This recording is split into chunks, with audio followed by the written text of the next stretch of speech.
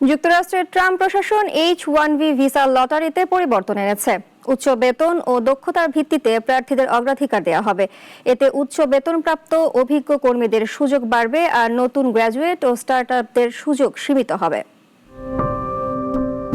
যুক্তরাষ্ট্রের president Donald Trump সম্প্রতি H-1B visa সীমিত করার নির্দেশে স্বাক্ষর করেছেন। নতুন প্রস্তাব অনুযায়ী লটারির বদলে বেতন ও দক্ষতার ভিত্তিতে ভিসা বরাদ্দ করা হবে। সর্বোচ্চ বেতনপ্রাপ্ত প্রার্থীরা একাধিকবার নির্বাচনী তালিকায় অন্তর্ভুক্ত হবেন, আর কম বেতন ভিত্তিক কর্মীরা কেবল একবার সুযোগ পাবেন। ম্যানিফেস্ট লয়ের অভিবাসন আইনজীবী নিকোল গুনারা বলেন, এটি বৈশ্বিক প্রতিভার প্রবাহকে আমূল পরিবর্তন করতে পারে। উচ্চ বেতনপ্রাপ্ত অভিজ্ঞ কর্মীরা সুবিধা পাবেন, কিন্তু নতুন গ্র্যাজুয়েট ও স্টার্টআপদের সুবিধা কমে যাবে।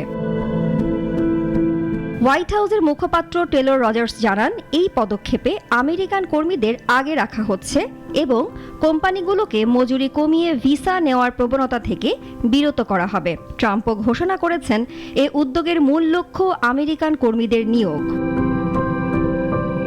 যুক্তরাষ্ট্রে মোট অনুমোদিত H-1B ভিসার ৭১% ভারতীয়দের জন্য।